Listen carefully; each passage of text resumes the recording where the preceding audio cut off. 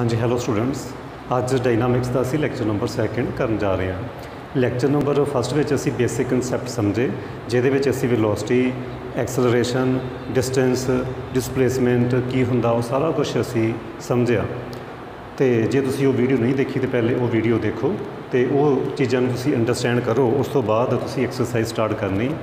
काफ़ी जोड़े क्वेश्चन मैं करवा चुके हैं इस लैक्चर के अंदर। जोड़े बाकी बचे हुए क्वेश्चन आ उस एक्सरसाइज दे अज असी करते पे हैं। क्वेश्चन नंबर 5 की है जी स्टेटमेंट क्वेश्चन नंबर 5 दी। A body moves along axis according to the law. आ लॉ दिता होया, इस लॉ के हिसाब ना वो बॉडी जी चलती पई है। किहड़ा लॉ वा वो आप लिख लीए 8t + 12। तुहानूं पता कि इत्थों तुसीं वेलोसिटी भी फाइंड कर सकते हैं। वेलोसिटी किवें फाइंड करी दी सी, डेफिनेशन सी rate of change of displacement with respect to time. X इत्थे डिसप्लेसमेंट आ, टी इत्थे टाइम आ।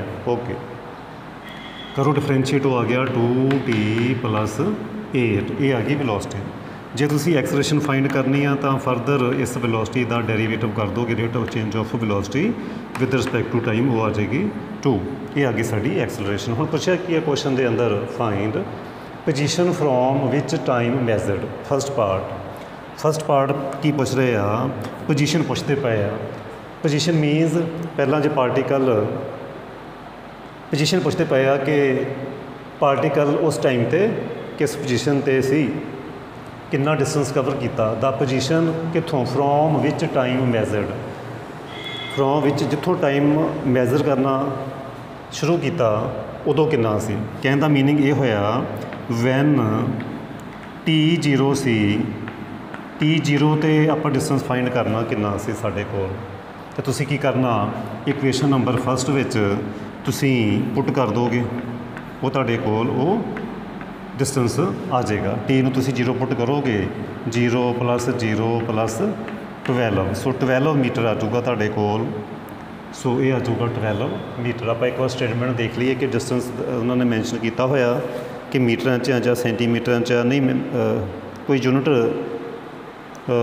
एक्स मैज, हाँ लिखा होया x मैजर्ड in metre, T in second. फिर असीं लिखांगे कि ये एक्स साडे कोल आ गया एट t0 कितना आ गया साडे कोल 12 मीटर आ गया।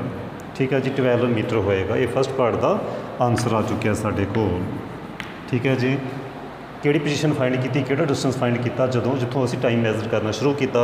कहने का मीनिंग है एट t0 वो असीं डिस्टेंस फाइंड कर लिया। Second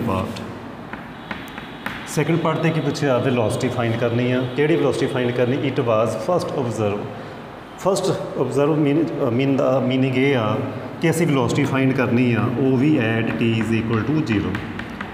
starting initial velocity find करनी है असीं। तो उहदे लई भी तुसीं आ वेलोसिटी असीं फाइंड कर चुके हैं इक्वेशन नंबर 2 के अंदर। तो तुसीं की करोगे, इक्वेशन नंबर 2 विच तुसीं t नूं 0 पुट कर दोगे तो तुहाडी आ जाएगी वेलोसिटी। कितनी आ जाएगी, 0 + 8। सो वेलोसिटी एट t = 0 आ गई साडी 8 मीटर पर सैकेंड। ये आ गया जी सैकेंड पार्ट का आंसर। ये आ गया सैकेंड पार्ट का आंसर। हुण थर्ड पार्ट पूछा the average velocity of body during third second. उन्हें ये नहीं कहा कि 3 सैकेंड के विच, उन्हें कहा थर्ड सैकेंड। देखो फर्क है, बड़े ध्यान नाल समझना। सपोज करो कि इत्थों पार्टिकल चलिया एट t = 0। ओके 1 सैकेंड वो बी ते पहुँच गया। इत्थों इत्थे पहुँचने में कितना टाइम लगता, 1 सैकेंड लगता। ओके फिर मान लो इत्थे सी ते पहुँच जाता पार्टिकल। उत्थे पहुँचने में जे तुसीं इत्थों मैजर करोगे फिर तुसीं कहोगे 2 सैकेंड लगे, 2 सैकेंड लगणगे इत्थे जाण नूं। ऐदां ही इत्थे किते जाण नूं किन्ने सैकेंड लगणगे टोटल, इत्थे जाण नूं लगणगे 3 सैकेंड लगणगे टोटल। सपोज करो इत्थों इत्थे जाण नूं 1 सैकेंड लगता, इत्थों इत्थे जाण नूं 2 सैकेंड लगते, इत्थों इत्थे जाण नूं जे 3 सैकेंड लगते। तो वो सानू ये पुछते पे इस क्वेश्चन के अंदर द एवरेज वेलोसिटी फाइंड करो बॉडी की ड्यूरिंग थर्ड सैकेंड का ये मीनिंग आ कि साडा थर्ड सैकेंड, आ साडा सैकेंड आ साडा फस्ट सैकेंड है 1 सैकेंड ही आ जिहड़ा ए तो बी का जिहड़ा ए तो बी ते जाण नूं जो टाइम लगता time from A to B भी 1 सैकेंड ही आ total, time from B to C भी 1 सैकेंड ही आ, time from C to D भी 1 सैकेंड ही आ। 1 सैकेंड के 1 सैकेंड के विच ही डिस्टेंस जोड़ा वो कवर हो रहा।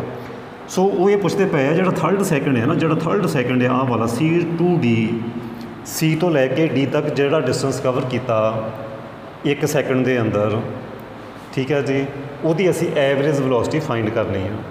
एवरेज वेलोसिटी ਆਪਾਂ फाइंड करनी थर्ड सैकेंड की है, 1 सैकेंड ही आ, तीसरा सैकेंड है जोड़ा वो असी वेलोसिटी ਉਹਦੀ फाइंड करनी है। ये हुण मैं कर देवां रफ तो फिर आप ये क्वेश्चन का सलूशन करते हैं। हाँ जी स्टार्ट करिए। हाँ जी, वैन बड़े ध्यान नाल समझना, when t is equal to 2, जो टाइम 2 सी उदों एक्स कितना 2 पुट कर दो टाइम नूं, इत्थे आ जाएगा 4, इत्थे आ जाएगा 16, इत्थे आ जाएगा 2, 22, ये आ गया 22 metre. Okay, when t 3 second है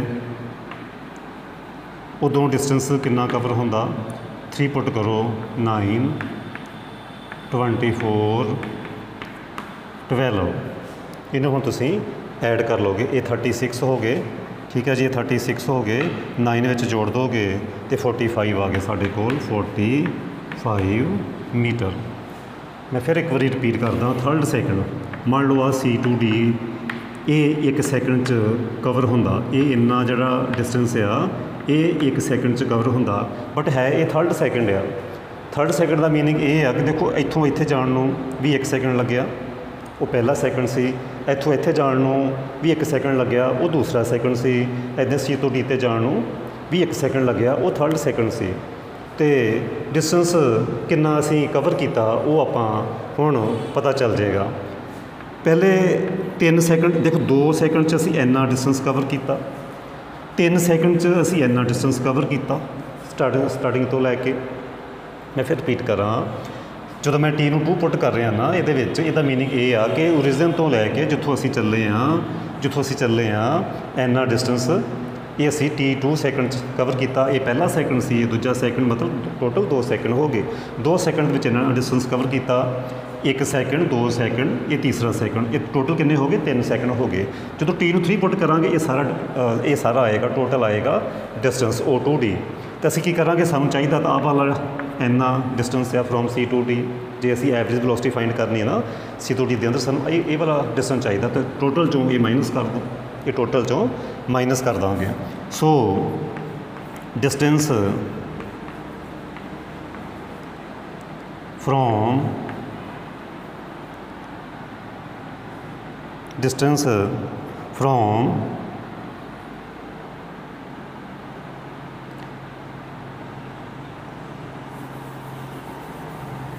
ਜਾਂ ਅਸੀਂ ਇੱਦਾਂ ਲਿਖਣ ਦੀ ਬਜਾਏ ਅਸੀਂ ਇਹ ਲਿਖ ਦਈਏ, थर्ड सैकेंड की ਆਪਾਂ डिसप्लेसमेंट ਕੱਢ ਲੈਂਦੇ ਹਾਂ, ਆਪਾਂ ਸਿੱਧੇ ਲਿਖਦੇ ਹਾਂ डिसप्लेसमेंट चाहे डिस्टेंस लिख लो ड्यूरिंग, इधर लिख दो थर्ड सैकेंड, वो की आएगी, वो की आएगा 45, ये कितना सी टोटल 45, ये वाला कितना सी, ये कितना सी 22, 45 माइनस 22 कर दोगे इस तरीके, वो साडा आ जाएगा 5 च 2 माइनस किए 3 तो 23 मीटर। सो ये जरा सी तो डी तक जो साडा डिस्टेंस आ वो आ गया 23 मीटर, 23 मीटर। 16 4 20 तो 2 22, 8 दूनी 16, 2 दूनी 4, हाँ इतने 12 सी भी 2 नहीं सी, इतने 12 सी, सो 32 आना, 32 आएगा। ऐसे 32 माइनस करांगे तो इतने आ जाएगा 13। उम्मीद करता समझ आ गई होएगी। ये टोटल डिस्टेंस वैन T3 ये वैन T2 माइनस कर दो, वो साडा आ जाएगा C2D distance. So average velocity find करनी सी असी, एवरेज वेलोसिटी फ्रॉम C2D कह लो, ਜਾਂ डायरैक्टली लिख दो, वो की होएगी डिसप्लेसमेंट चाहे लिख दो displacement in third second over time, total time. देखो टोटल टाइम कितना लगता पाया, क्योंकि थर्ड सेकेंड की गल करते पे हैं, टाइम तो 1 ही है, 1 सेकेंड, टाइम तो 1 सेकेंड है, डिस्प्लेसमेंट साडी कितनी है 13।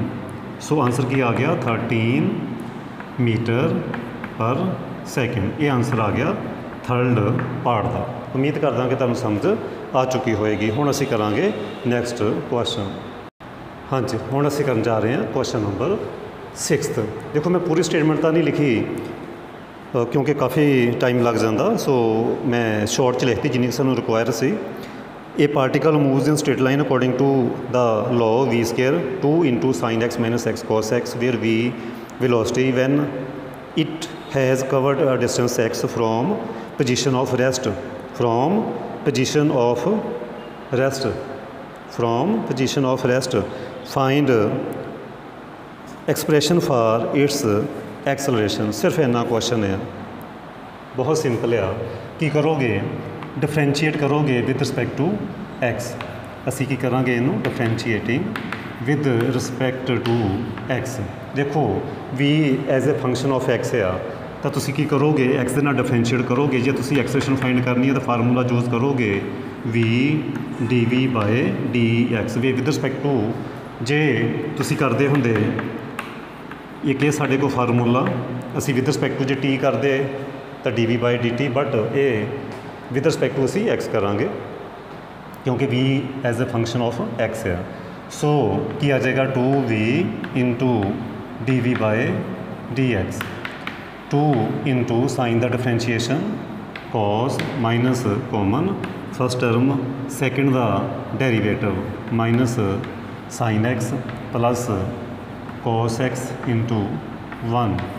तो असीं की देखते पे हाँ, ये टर्म ये कैंसल आउट हो गई, तो साढ़े को आंसर 2 के नाल 2 कैंसल आउट हो गए। So v D we by D x कितना आ गया साढ़े कोल एक्स इंटू साइन एक्स। यही तो साढ़े कोल एफ होंगी acceleration, v D we by D x की होंगी है एक्सलेशन। सो साड़ी एक्सलेशन आ गई एक्स इंटू साइन एक्स। हुण असीं करांगे नैक्सट क्वेश्चन। हाँ जी, नैक्सट क्वेश्चन जी, लास्ट क्वेश्चन इस एक्सरसाइज का। आ particle moves along straight line according to the law. ये लॉ गिवन है जी, S square A T square 2bt plus C, where S displacement T time A B C are constant, prove that acceleration varies inversely as cube of displacement. की show करना acceleration find करनी आ तो show करना कि inversely cube of displacement very करती पई है। वो किस तरीके करना वो समझने की कोशिश करियो। सलूशन की करांगे इत्थे असी with respect to T differentiate करांगे, differentiating with respect to T की आ जाएगा एस स्केयर का 2s D S by D T 2a T plus 2b।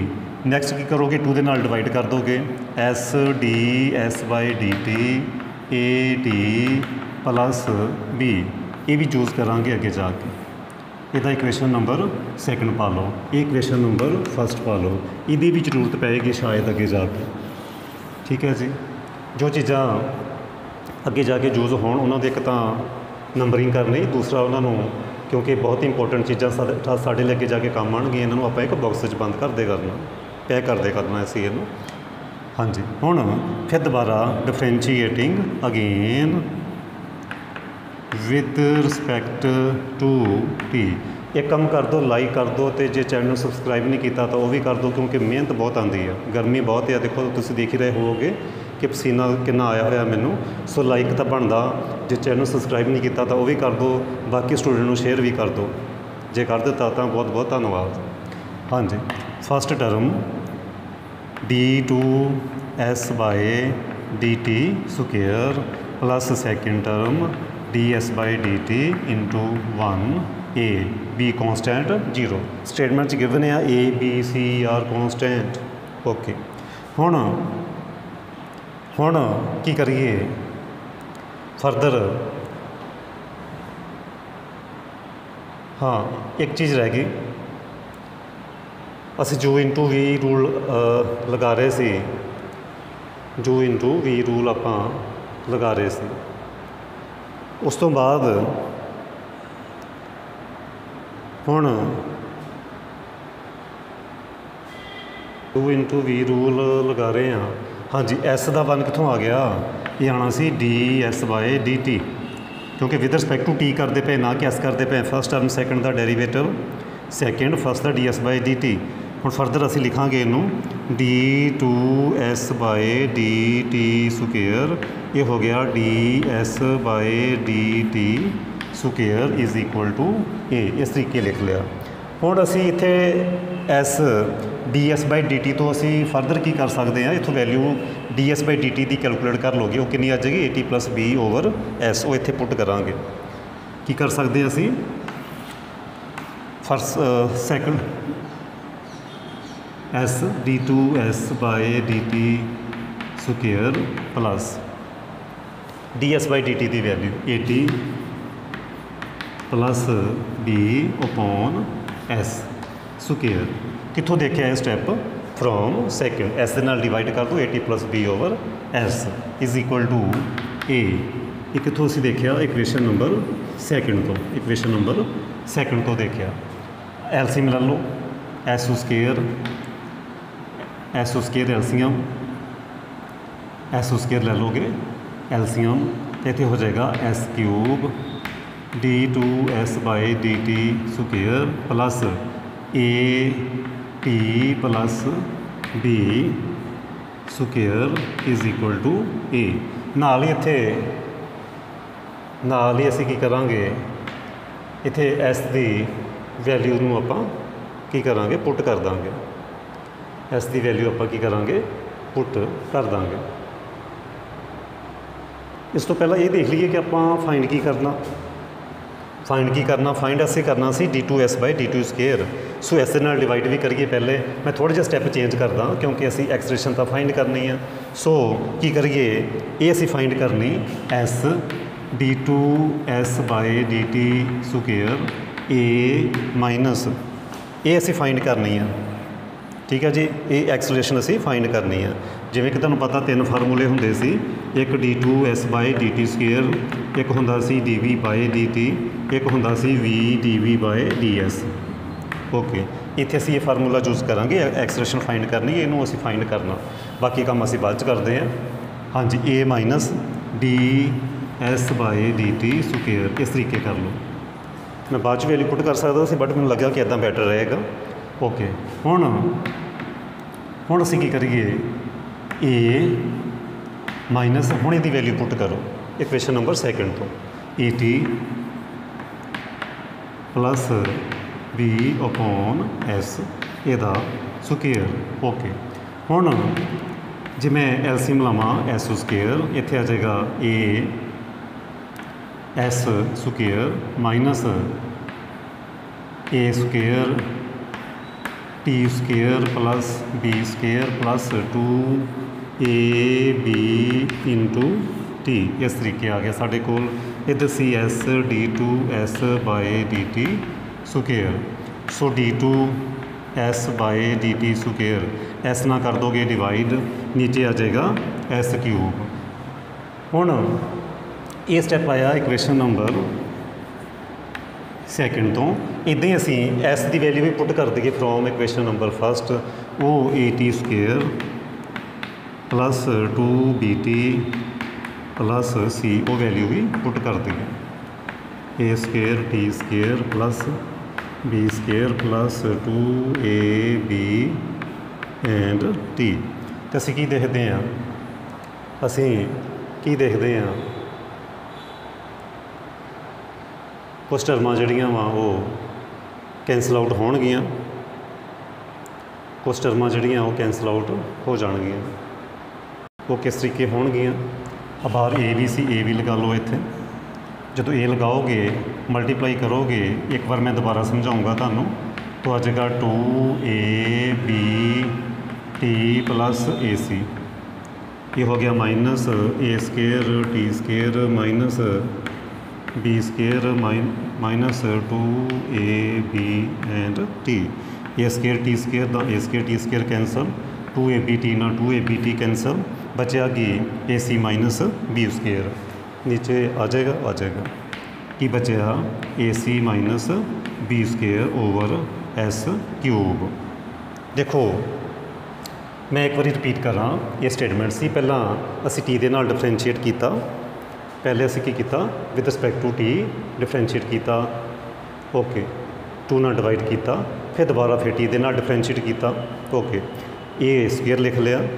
उस तो बाद क्योंकि असी एक्सप्रेशन फाइंड करनी है सो ये उधर जाके माइनस हो गया बाद में इस तरह डिवाइड भी कर देंगे। उस तो बाद की करना d2 ds/dt स्केयर दी ds/dt की वैल्यू पुट की LCM लिया बाद S स्केयर की वैल्यू भी पुट कर दी बाहर ए भी सी ए ना मल्टीप्लाई किया कैंसलिंग तो बाद AC minus b square over S cube बचा। सो हुण क्या की सी स्टेटमेंट के अंदर वो देखो क्या की आ d2s/dt स्केयर इन्हें आप लिख सकते हैं proportional to 1 over S cube क्योंकि ए भी कॉन्सटेंट सी भी कॉन्सटेंट बी भी कॉन्सटेंट सो इन्हों असीं कह सकते हैं proportional to 1 over S cube जां असीं ये कह सकते हैं कि एक्सलरेशन की होगी प्रपोर्शनल होगी 1 ओवर S क्यूब दे जां तुसीं ये कह सकते हैं कि acceleration is inversely proportional to S cube inversely proportional to S cube इस तरीके भी तुसीं कह सकते सी inversely proportional to S cube. So ये नाल ये एक्सरसाइज कंप्लीट होगी ये नाल ही एक्सरसाइज कंप्लीट होगी। हुण असीं B एक्सरसाइज शुरू करांगे लैक्चर नंबर 3 दे अंदर। Thank you.